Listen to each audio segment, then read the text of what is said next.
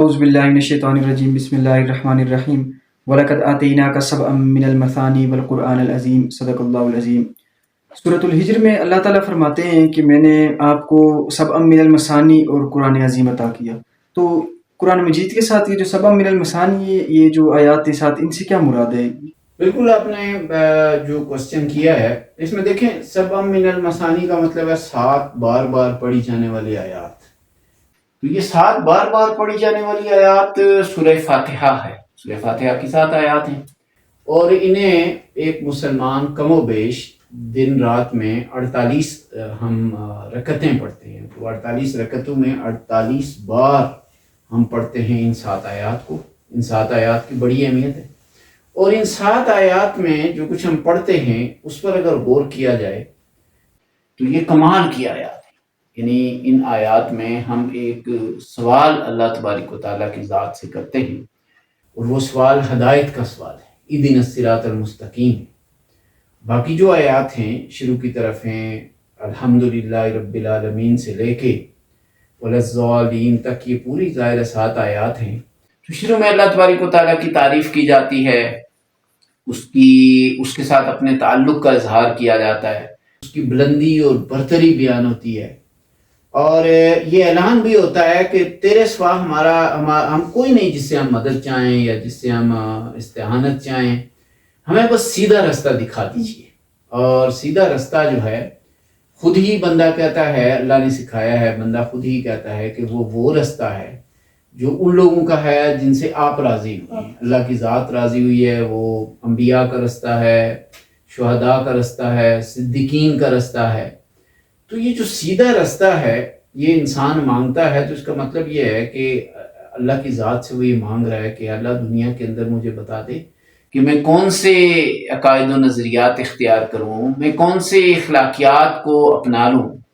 میں انسانوں کے ساتھ معاملات کرنے میں کون سے رویے اختیار کروں،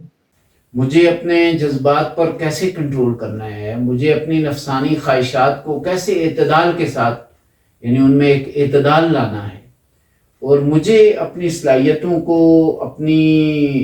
یعنی انرجیز کو، اپنی پوٹینشیلٹیز کو کس طریقے سے اس دنیا کے اندر رہتے ہوئے بروئے کار لانا ہے، استعمال میں لانا ہے۔ بندہ یہ اللہ سے پوچھتا ہے۔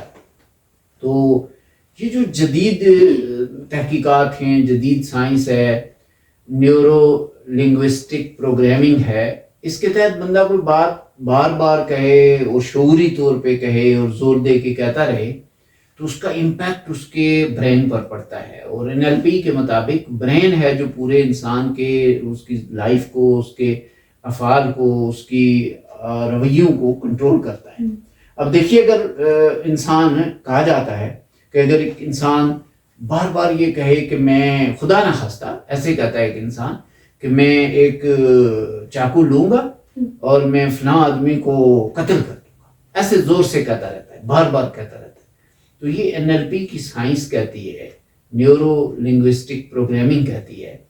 اور دماغ کا پورے زندگی کو کنٹرول کرنے کی یہ جو ریسرچ کہتی ہے کہ وہ آدمی ایک نہ ایک دن اپنے اوپر کنٹرول کھو دے گا اور چاقو لے گا اور قتل کر دے گا، اسے پتہ بھی نہیں چلے گا۔ وہ جو کہتا رہا اس کی قوت کی وجہ سے، اس کی یعنی بار بار کہنے کی اس انرجی کی وجہ سے اس کا دماغ اس کو بالکل بے بس کر دے گا اور وہ جا کے یہ کر دے گا۔ اب اگر آپ 48 بار روز بار آپ سے اللہ تبارک و تعالیٰ نے ایک ایسا نظام بنایا ہے کہ اللہ کے حضور اگر آپ شعوری طور پہ کہتے ہیں، نماز میں کھڑے ہو کے شعوری طور پہ کہتے ہیں اور پوری اپنی یعنی سمجھیں کہ اپنے ذوق سے اور اپنی شعور کے ساتھ اور اپنی ذاتی اس مرضی سے اور واقعی یہ چاہتے ہوئے آپ کہتے ہیں کہ اللہ مجھے سیدھا رستہ دکھا دے یا اللہ مجھے سیدھا رستہ دکھا دے۔ اب اسلام کا حسن اور اس کی خوبصورتی دیکھیں، اگر وہ یہ بار بار کہتا ہے تو اس کا دماغ اس کی شخصیت کو کنٹرول کرے گا، وہ اسے سیدھے رستے پر لے جائے گا۔ اگر وہ ذہن میں اس وقت یہ رکھتا ہے کہ سیدھے رستے سے مراد یہ ہے اخلاق ہیں، معاملات ہیں، عادات ہیں، رویے ہیں، یہ اس وقت وہ ذہن میں رکھتا ہے نماز پڑھتے ہوئے، اور پھر کہتا ہے پورے شعور کے ساتھ کہ اللہ مجھے سیدھا رستہ دکھا دے، مین کے لائف کے اندر مجھے وہ سارے رویے، وہ سارے معاملات مجھ سے سرزد ہوں، مجھ سے ہوں کہ جن سے تو راضی ہو جائے، اور وہ جو سیدھا رستہ ہے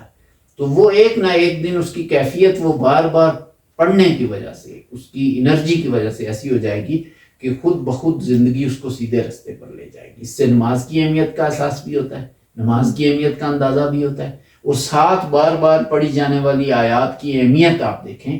کہ یہ اگر اسی طرح پڑھی جائیں جیسے اللہ کا حکم ہے اور اس میں شعور کی ایک توانائی اور طاقت موجود ہو تو یہ انسانی زندگی کو بدل کے رکھتا ہے۔